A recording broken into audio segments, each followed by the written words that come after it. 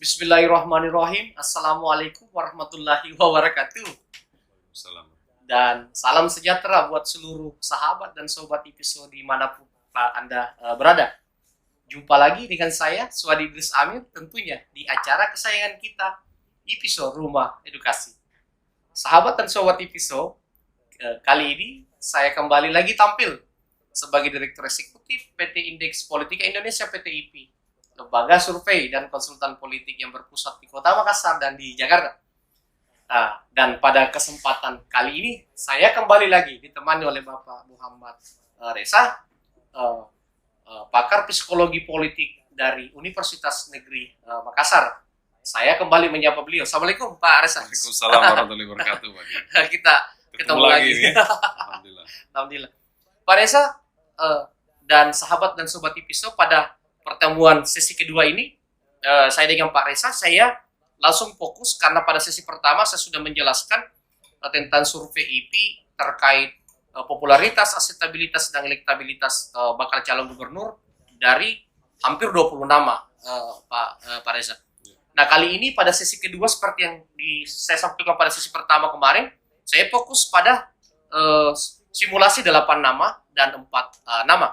Saya langsung memaparkan Pak Reza dalam mempersempit nama-nama yang kami survei dari setelah mensurvei banyak nama, kami coba mempersempit menjadi 8 nama yang dalam kajian saya yang sangat berpotensi bisa muncul sebagai bakal calon gubernur 2024 adalah 8 nama ini.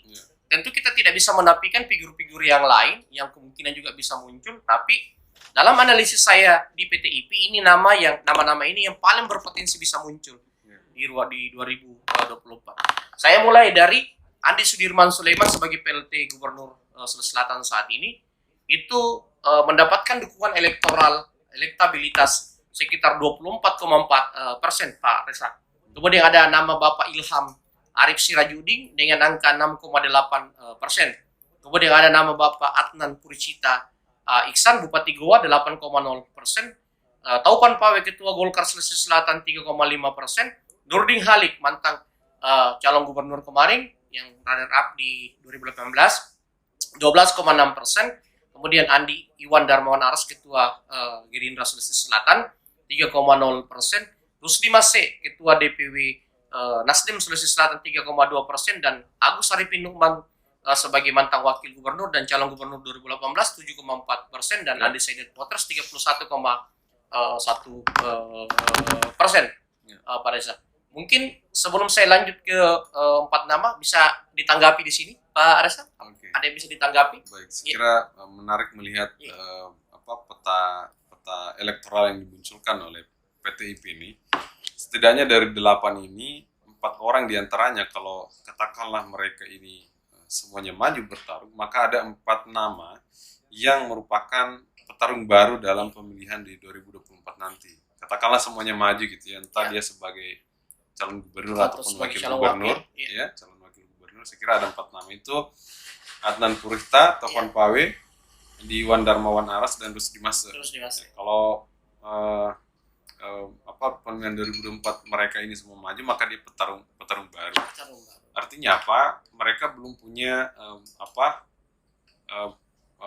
basis yang kuat gitu dalam yang bisa kita lihat perbandingannya gitu ya di sebuah daerah misalnya. Kalau misalnya Nurdin Halid, Andi Sudirman Sulaiman, Ilham Arif Sirajudin, Agus Arifin Numan yang sudah bertarung, maka dia sudah bisa punya pembacaan.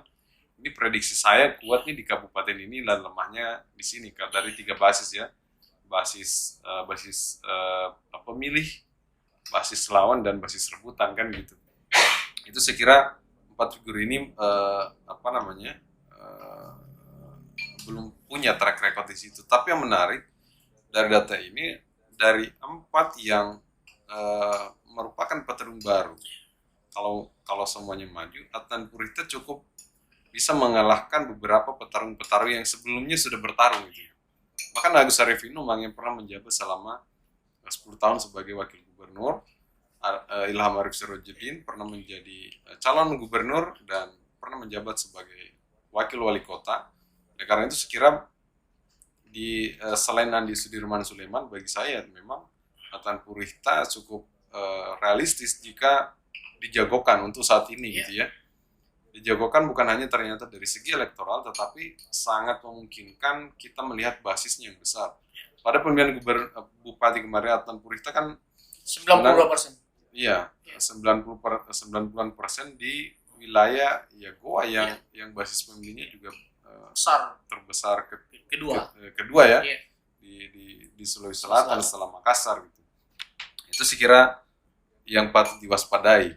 Nah, seandainya tidak maju nih Adnan Purihta nanti di pemilihan 2024, katakanlah tidak maju, tidak percaya diri sebagai calon gubernur, maka pasti menjadi rebutan untuk menjadi calon wakil gubernur. Bisa dipastikan.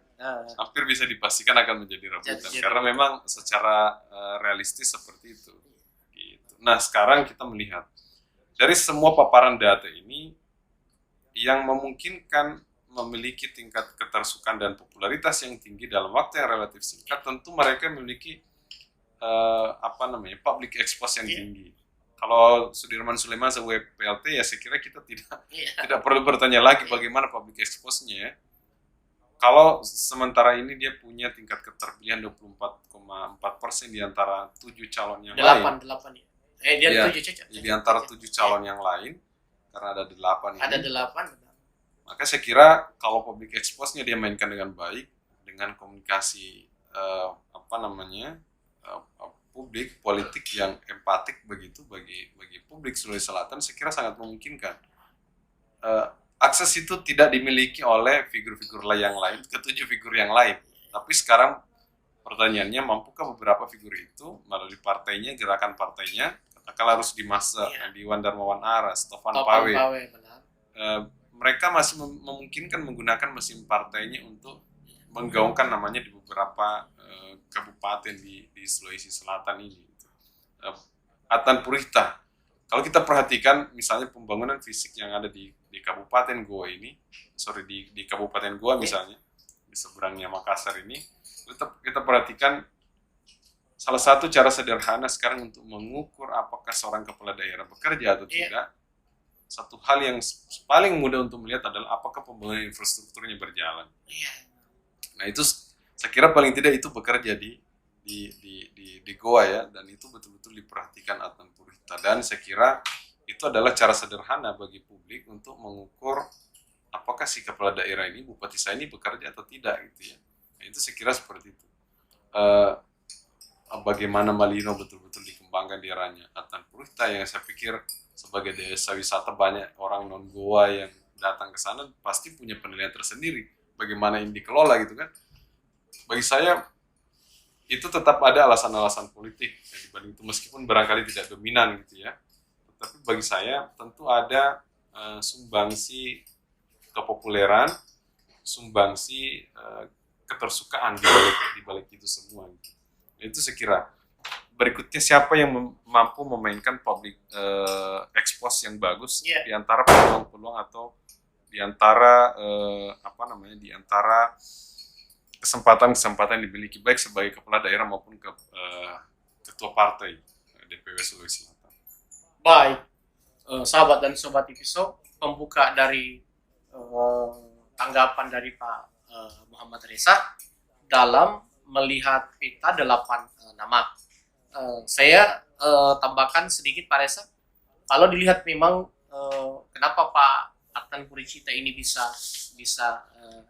naik dari 5 menjadi 8, karena di sini di 8 nama ini tanpa Ramdan Pomanto, tanpa wali kota Makassar yang notabene juga dari selatan. Betul. Kemudian di sini kenapa misalnya Nurdin Halid misalnya naik menjadi 12,6, karena ya ada beberapa figur yang tidak dimasukkan seperti Ases Kahar, betul, kemudian Andi Pasar, Penjalangi seperti itu. Baik, kita lompat ke sahabat dan sobat Ipiso, kita lompat ke 4 nama. Kalau tidak salah di sini 4 nama ini ada dua kolom. Di sini kita ke 4 nama kolom pertama. Di sini kalau kita coba mempersempit lagi, anggaplah kita meraba-raba bahwa yang potensi maju adalah keempat nama ini berdasarkan kajian analisis PTIP. PLT Gubernur Andi Sudirman Sulaiman, kemudian Adnan Puricita Iksan, Andi Sudirman Sulaiman 30,2%, Ya. Adnan Puricita Iksan 12,4%, Topan Pawe 6%, dan Andi Iwan Darmawan Aras 5,8%. Undecided voters tidak jawab merahasiakan 45,6%. Persen. Nah, di sini kalau menurut Pak Reza, apakah lebih mengerucut di sini bahwa memang kalau dilihat dari data ini maka Andi Sudirman dan Adnan ya kemungkinan besar akan menjadi rival dalam pertarungan, atau seperti apa analisis Pak Reza?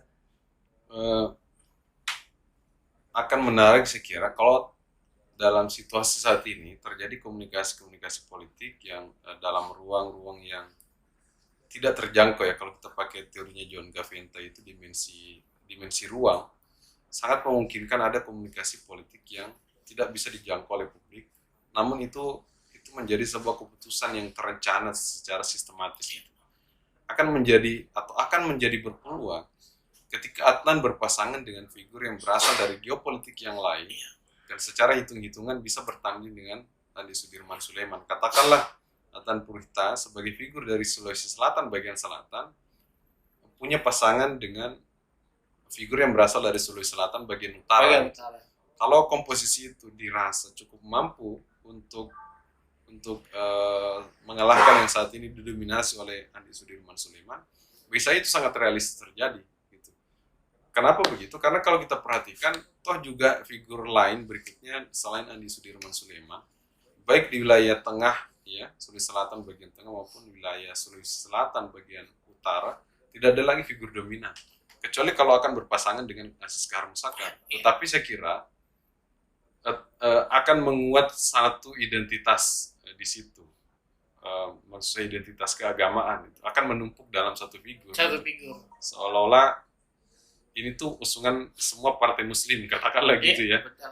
Bisa jadi seperti itu. Betul. Sementara itu kalau kita berbicara soal raupan suara, tentu kita mencari figur mana yang mampu memberikan sumbangsi elektoral secara merata ya. Secara merata pada modal elektoral yang dimiliki Andi Sudirman Sulaiman. Kita belum tahu sekarang di mana titik-titik lemahnya Andi Sudirman Sulaiman. Apakah ada figur kuat berasal dari daerah itu? Kalau ada misalnya, ya tentu itu sangat seksi untuk berpasangan dengan Andi Sudirman Sulaiman. Baik, cukup pada saat untuk ini. Kita coba lompat ke simulasi kedua, sahabat dan sobat episode, Pak Reza. Nah tadi pada simulasi pertama tanpa Nurdin Halid. Nah, di simulasi kedua ini ada tokoh senior Ilham Arif Sirajuddin, Nurdin Halid dengan Adnan Puricita. Di sini ketika misalnya tokoh senior hadir, Andi Sudirman Sulaiman hanya 28,8%, kemudian 8,3 Ilham Arif Sirajuddin, kemudian Nurdin Halid 13,5 dan Adnan Puricita 8,2. Undecided voters 41,2. Di sini yang menarik Pak Reza karena ketiga-tiganya figur dari tengah dan Adnan sendiri dari selatan. Kalau sebelumnya di sini tidak ada tokoh dari utara. Nah, di sebelumnya ini tokoh dari tengah juga 3. Dan Adnan tetap menjadi single dari tokoh selatan. Nah, kalau kita melihat ada penurunan dari 30 di sebelumnya, ini 28 dengan kehadiran Ilham dan Nurdin Halid. Baik. Ini pertanyaannya kan kemudian kenapa kok tiba-tiba menjadi menurun gitu. Nah kalau dia menurun, berarti ada suara dari basis Andi Sudirman itu yang merupakan sebelumnya adalah pemilihan Andi Sudirman Sulaiman, tetapi ada figur, ya itu realistis karena ada figur Sulawesi Selatan bagian tengah juga yang maju, maka suara Andi Sudirman Sulaiman tadinya 30% ini menjadi 28,8%, ya. Artinya kalau kita perhatikan ini dari keempat figur yang ada sekarang, Andi Sudirman Sulaiman, Ilham Arif Sirajuddin, Nurdin Halid, dan Adnan Puricita Iksan, gitu ya. Ketiganya ini kan berasal dari tengah ini. Artinya apa? Memang yang ditarik pasti suara dari tengah juga, dan hanya Andi Sudirman Sulaiman yang berpotensi ditarik suaranya di situ kan. Tapi saya kira pun kalau misalnya kita lihat komposisinya sekarang, tarikannya tidak terlalu jauh. dari 20 dari Ya, dari dan masih di sebelumnya, margin of error. dari masih di margin of error dengan public expose yang sangat memungkinkan dimainkan oleh Andi Sudirman Sulaiman selama kurang lebih 2 tahun ke depan ini sebelum pemilihan berlangsung gitu ya. Kalau itu dimainkan, sekira itu akan menjadi penentu apakah Andi Sudirman Sulaiman akan menang dengan mulus ataukah sedikit terseok gitu ya. Nah, bagi saya akan menjadi menarik ketika Adnan Purihta mendapatkan pasangan ya yang juga saling melengkapi secara elektoral. Ini yang menjadi menarik karena kalau kita perhatikan misalnya di Sudirman Sulaiman, selain Kaharul Musakar gitu ya, relatif tidak ada lagi tumpukan elektoral gitu selain Aziz Kaharul Musakar. Dan itu saya kira pasti kita tidak bermaksud mendahului Tuhan ya. Tetapi kalau misalnya katakanlah pasangan ini yang jadi, karena cukup ideal juga secara politik, Sulawesi Selatan bagian tengah sama Sulawesi Selatan bagian utara, kan gitu. Atau kan nanti Adnan Purihta yang duluan mengambil pasangan utara, ya. Bisa jadi juga seperti itu. Artinya saya kira sangat memungkinkan pertarungan menjadi sengit kalau wakilnya Adnan katakanlah seperti itu memberikan sumbangsi elektoral yang melengkapi kekuatan Adnan gitu ya. Sebaliknya juga seperti itu. Paling tidak kalau Andi Sudirman kan sudah leading elektoralnya sekarang. Kalau dia memilih wakil gubernur, kalau ternyata tidak menghasilkan atau menambah kekuatan elektoral, paling tidak dia harus mampu mematikan kekuatan elektoral lawan. Jadi artinya apa? Kalau itu yang menjadi wakilnya, kekuatan lawan atau suara lawan itu tidak akan bertambah. Itu yang harus dipilih. Dengan melihat juga tentunya komposisi. Karena kalau misalnya katakanlah head to head, Andi Sudirman Sulaiman lawan Adnan, wah ini saya kira menjadi pertarungan sangat menarik, yang menarik dan betul-betul baru gitu ya. Dan wakil jadi penentu. Wakil yang menjadi penentu gitu. Wakil dan berdasarkan geopolitiknya masing-masing. Betul. Baik, sahabat dan sobat Pipiso, kenapa pada survei saya memperkecil ke 4 nama, tidak ada tokoh dari utara karena kajian kami di PTIP yang paling memungkinkan memang serius menatap pilgub kalau dilihat dari tinjauan PTIP adalah nama-nama seperti Andi Sudirman Sulaiman sebagai PLT, Adnan Purihta sebagai Bupati Goa yang dengan geopolitik yang bagus seksi, Taupan Pawe sebagai Ketua Golkar Sulawesi Selatan. Tradisi Golkar kan selalu menghadirkan figur dari kader internal kan gitu. Ya, betul. Kemudian Andi Iwan Darmawan Aras sebagai Ketua Gerindra dengan kekuatan finansial cukup bagus. Kemudian Ilham Arif Sirajuddin dan Nurdin Halid sebagai tokoh senior yang bisa dikatakan mereka start duluan saat ini. Ya, betul. Kalau dilihat pergerakan dari calon-calon yang start duluan ini mereka. Adnan dengan apalagi PMI. Okay. Jadi Pak Adnan ini sudah bergerak melalui PMI-nya. Jadi wajar ketika elektoralnya muncul. Kemudian Nurdin Halid sudah membentuk tim kecil untuk melakukan kerja-kerja politik yang dia sudah sampaikan ke publik melalui media-media Sulawesi Selatan. Ilham sendiri itu sudah roadshow kemana-mana dan ingin merebut kepemimpinan di Partai Demokrat Pak Reza. Sedangkan di Sudirman tentu walaupun tidak berpartai tapi dia PLT Gubernur, ya tentu beliau dengan kapasitas sebagai PLT Gubernur ada ruang-ruang dia untuk mengangkat asetabilitas dan elektabilitas melalui program-programnya Pak Reza. Kemudian dalam simulasi 8 nama, saya sebenarnya mengambil di sini kan Agus Harimurti Numan dan Rusdi Masih pada simulasi 8 nama. Tetapi kalau situasi politik yang saya lihat memang Pak Rusdi Masih yang sangat memungkinkan bisa tampil ketika dia ingin betul-betul maju di perhelatan pilgub Sulawesi Selatan. Cuma saya melihat bahwa yang paling memungkinkan ngotot maju itu saat ini dalam kacamata saya itu 4 nama tadi. Ilham Arif Sirajuddin, Nurdin Halid dan Adnan Purihta. Kemudian berikutnya ada Taupan Pawe dan Andi Iwan Darmawan Aras. Saya lihat dibanding Rusdi Masih nama-nama ini jauh lebih bersemangat saya lihat untuk menatap perhelatan pilgub Pak Reza. Mungkin masih ada yang mau ditambahkan Pak Reza untuk sesi kedua ini? Saya kira nanti kan menjadi pertanyaan yang menarik tuh. Apa yang akan menentukan peta elektoral ke depan? Betul. Saya kira saya kembali lagi barangkali sama seperti sesi sebelumnya bahwa figur-figur yang pertama memiliki public expose yang cukup luas. Kalau tidak menjabat sebagai PLT gubernur, barangkali dia punya organisasi itu boleh organisasi sosial atau partai, ya, itu tentu menjadi ruang-ruang manuver yang bisa dimainkan oleh beberapa figur ini. Meskipun akan berbeda saya pikir kekuatannya, karena kalau katakanlah di Sudirman Sulaiman saat ini, dia juga memiliki ruang-ruang manuver yang sama, bahkan lebih leluasa gitu ya, bahkan bisa soft karena program-program pemerintah gitu yang bisa dijalankan itu akan dinilai sebagai sebuah kebaikan yang menjadi alasan pada akhirnya seseorang untuk memilih Andi Sudirman Sulaiman dibanding yang lain. Oleh karena itu saya kira untuk wilayah memainkan memainkan treatment kepada publik, figur-figur yang lain itu harus bekerja 3 kali lebih keras bahkan dibanding Andi Sudirman Sulaiman sendiri gitu. Melalui organisasinya boleh yang dimaksud adalah partai politik ataupun organisasi sosialnya.